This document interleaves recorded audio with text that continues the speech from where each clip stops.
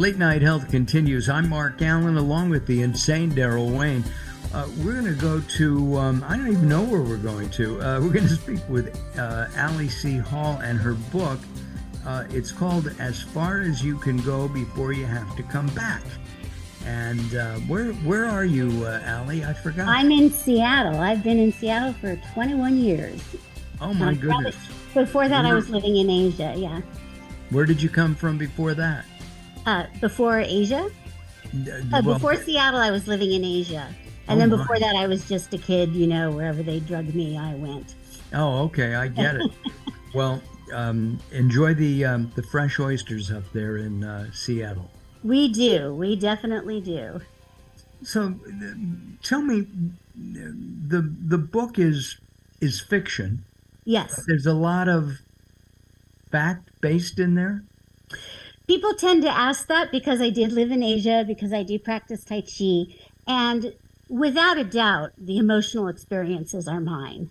But once you get into writing fiction, you can't tell your story because it doesn't make sense in the way a novel will flow. I mean, things just have to happen in a certain way in a novel to create drama. And also, I wasn't interested in telling my story as nonfiction.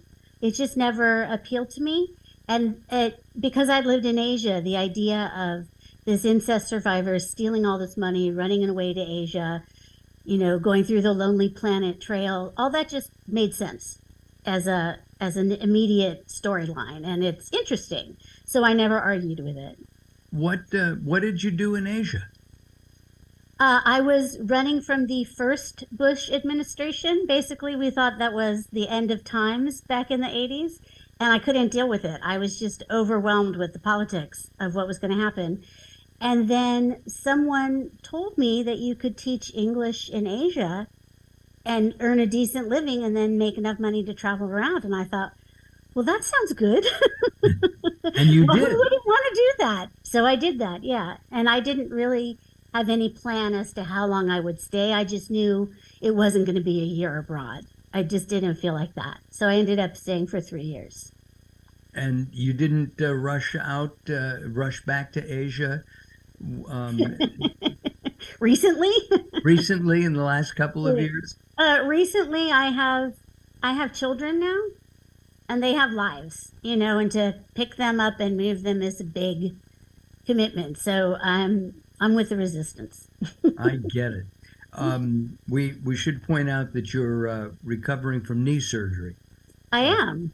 Right? And you're doing great. She'll be back on her pogo stick very, very soon. Well, we hope. Maybe I'll actually pick up a pogo stick after this. I really appreciate what movement can do when you can't move. Right. Let's talk about trauma. Sure. What kind of trauma affected you in your life? Well, the most obvious is sexual abuse. I was sexually abused. I was groomed from the very beginning and sexually abused through my teens.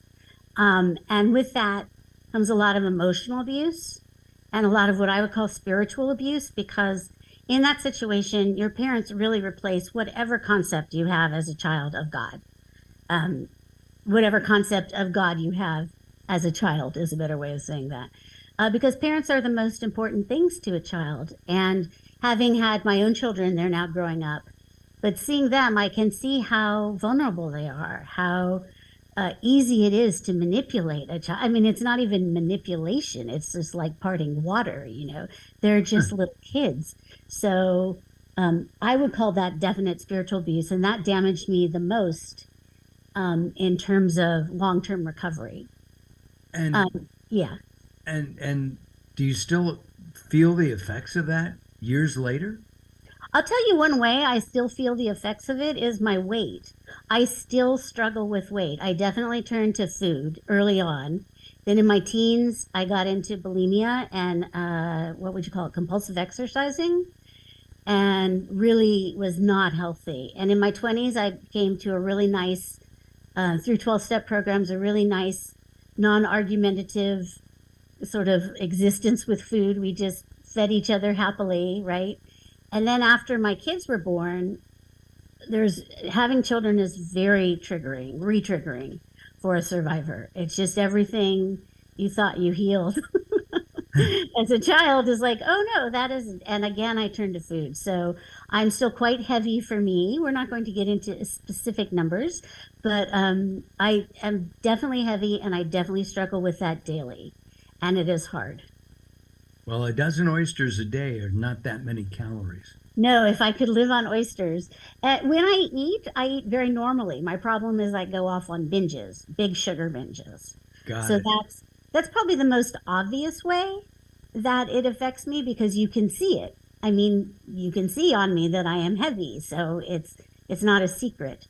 I think there are times when I will get very upset with one of my children when they're doing something and I have to take a step back and realize, whoosh, this is triggering me. This has nothing to do with that child. This is triggering me around what I went through, And so I learned very early on, keep 10 feet between me and any child that was bothering me.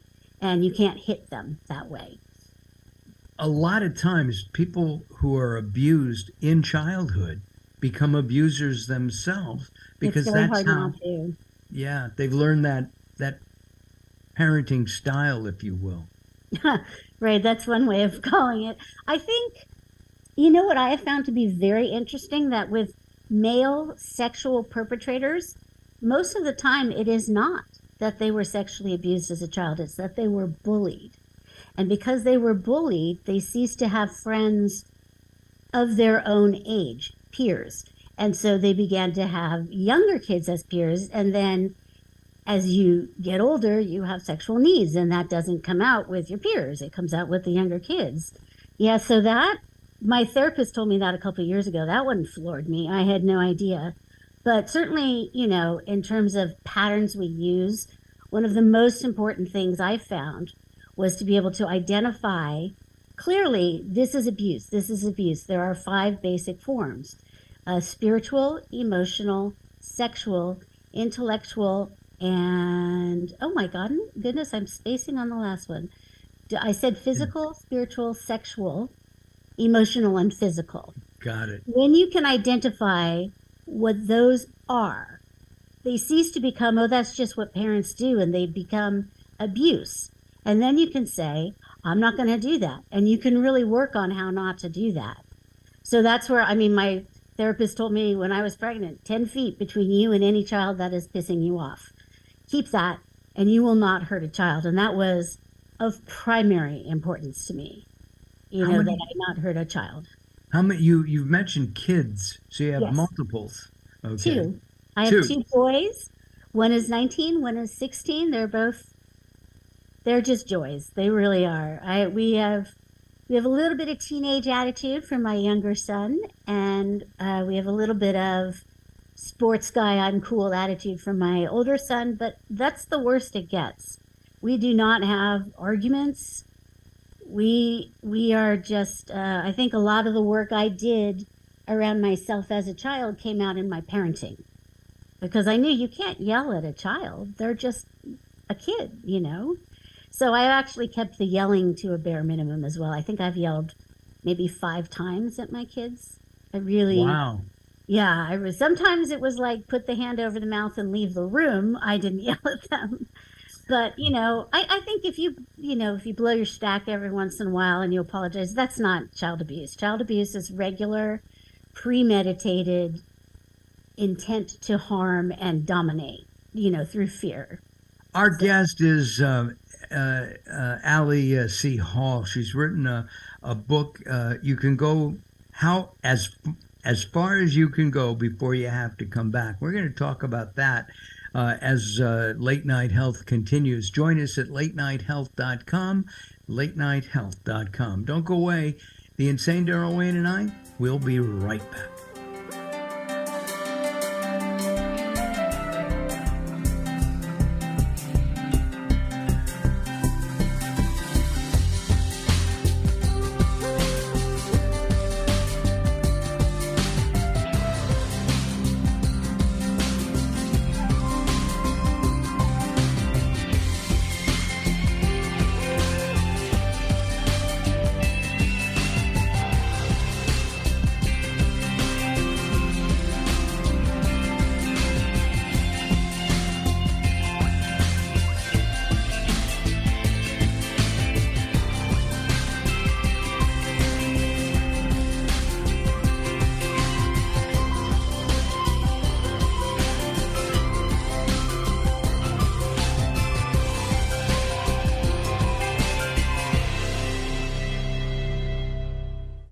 Recently, I met Jacqueline from Bright here in Los Angeles. She gave me a hearing exam and then showed me how to hear again with the new Signia Pure Series hearing aids, and she can give you your life back too.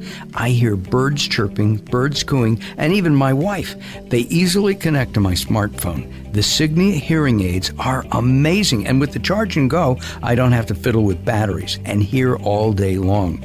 Not hearing is frustrating for you and your family. I know you don't have a problem, but trust me, call Bright Here now for a free hearing exam, a $125 value, yours free, just for making an appointment now. There are offices throughout the Los Angeles area.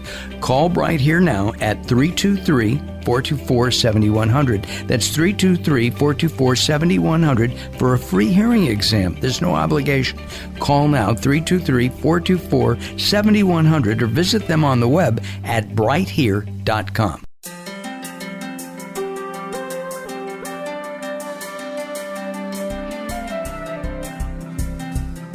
Late Night Health is proud of our partnership with the EBC, the Evolutionary Business Council. Check them out at ebcouncil.com. You're listening to Late Night Health with Mark Alyn. The show continues in a moment.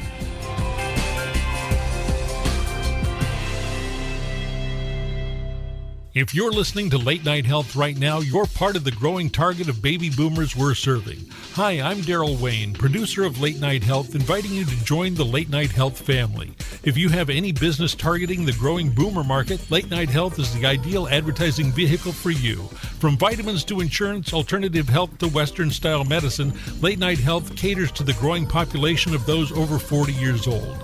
This vibrant demographic has expendable income to fight aging, purchase travel, take care of aging parents, or just have fun. Find out about the advertising opportunities with Late Night Health. Call us at 805-391-0308. That's 805-391-0308, or email us at info@latenighthealth.com.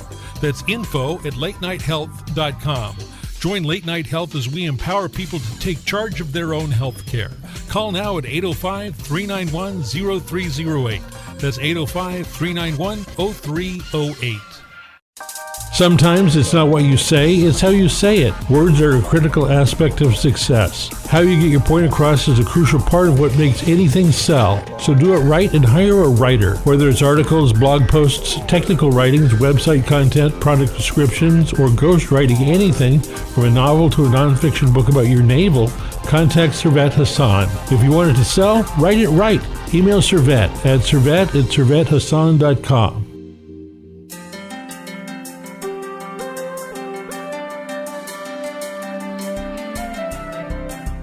Late Night Health continues. I'm Mark Alyn. Along with the insane Daryl Wayne, we've been talking about addiction. We've been talking about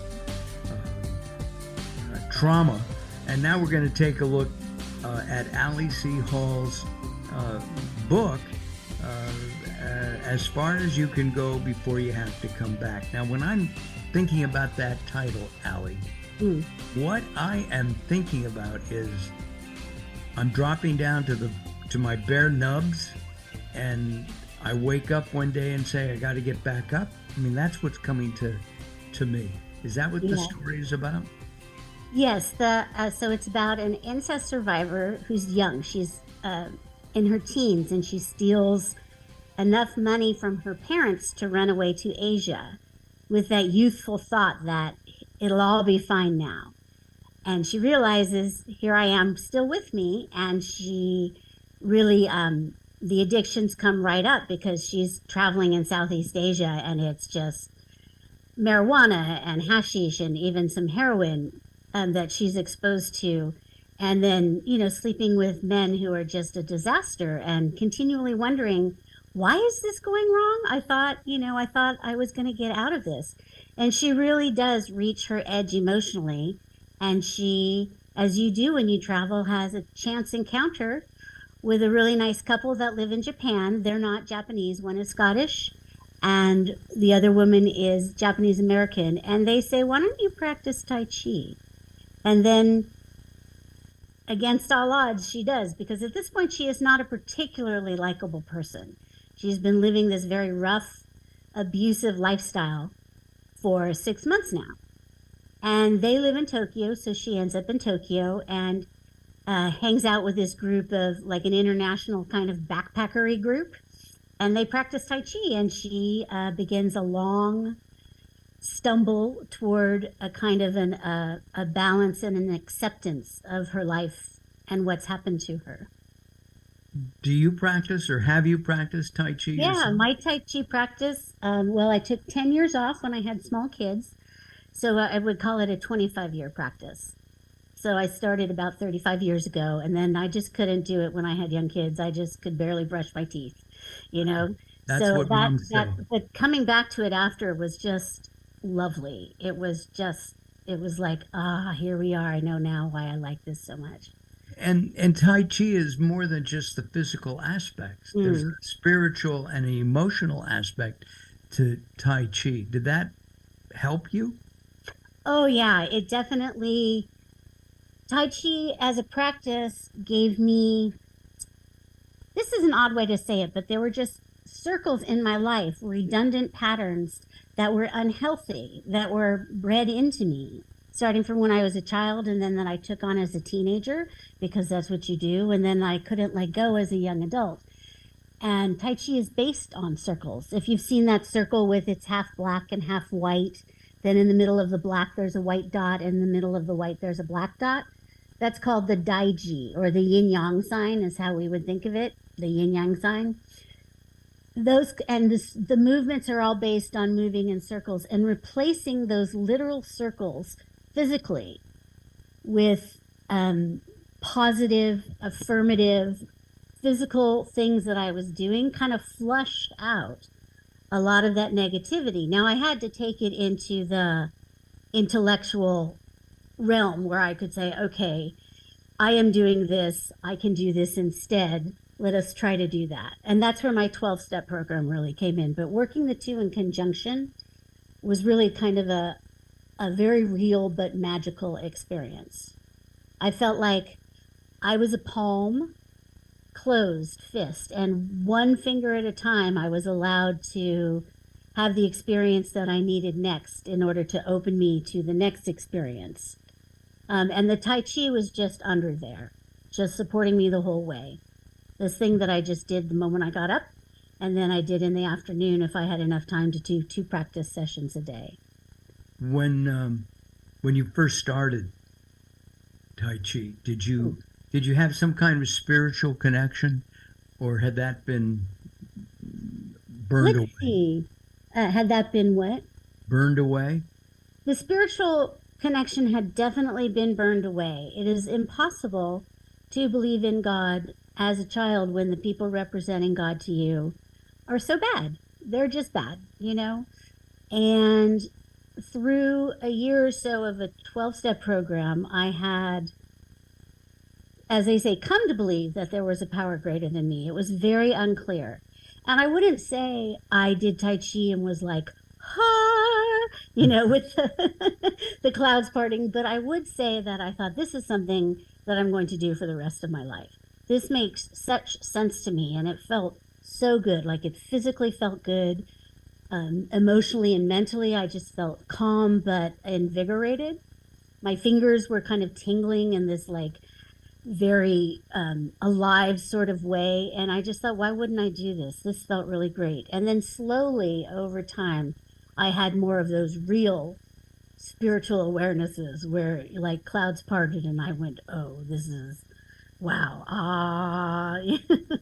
Would you say that your writing was also a spiritual connection? I mean, writing is lonely, and you are obviously an outgoing person, but writing is lonely. Writing can be, but I really like these people that I make up. And so I have a good time with them. Also, for most of writing this first novel, I was working full time. And so I would come home on Friday night and write until the birds were chirping on Saturday, then sleep, and then go out on Saturday night with my friends, and then do Sunday things, whatever, go to laundromat, shop. And so I had a very full life. And I don't, and now, like now I write when I wake up and then my kids and my husband come home around 4 or 5. So I don't really feel lonely when I write. Like I said, I like these people that I make up. They're fun to hang out with. If that's not too weird.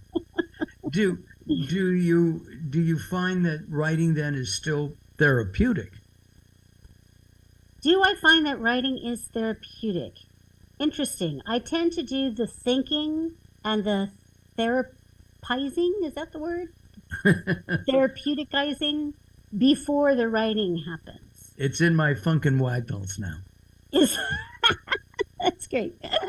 I tend to, especially for this novel, when I didn't start writing this novel until I was 6 or 7 years into hardcore recovery from my childhood trauma. It never occurred to me to write a novel. And then one day I just had the idea for a plot, and I thought, oh, right, I can write a novel. That sounds interesting, having no idea what I was doing. But I think most people who write novels do tend to stumble into the first one, in that something has to really speak to you that you want to spend 3 to 5 years struggling with. So that I had done, back to the first part of the statement, that I had done all that work before sitting down to write it, made the writing of it not traumatic. There was a lot of joy in it, and I certainly had feelings when I was in the scenes and they were emotional, but I wasn't re-traumatized. Got it. Yeah, and I advocate for that too. I think trying to make something that is art while you are just trying to make something that is you, that was not the consequence of your childhood, that's a lot to do. That's a lot to do. I think, writing for yourself to heal is a great thing, but don't add that layer of expecting yourself to publish that particular work. Are you working on book number what? I am. Number 2. Number 2 is kind of like a companion piece. So this book really looks at a young adult who's from a very difficult childhood who ends up in Asia and has a choice. Am I going to move forward toward the light, or am I going to stay in the dark? And this person moves towards the light. So the next book is the person who explores the dark. Yeah, it's intense. Alle, thank you very much. Good luck on the book. Thank you. The name of the book is As Far As You Can Go Before You Have to Come Back. And it's slated to be released in March of this year. So it's about a month and a half, 2 months away. And we look forward to that. Listen, thank you very much. We appreciate your time, Alle. Oh, I appreciate you so much. Thank you for helping me with this. Thank you. I'm Mark Alyn, along with the insane Daryl Wayne. Daryl, thank you. My pleasure. And thank you for tuning in and listening at home or in the car, wherever you listen to fine podcasts. Have a great week, everybody. Have a good week. Most importantly, have a healthy week. We'll see you next time. Bye-bye for now.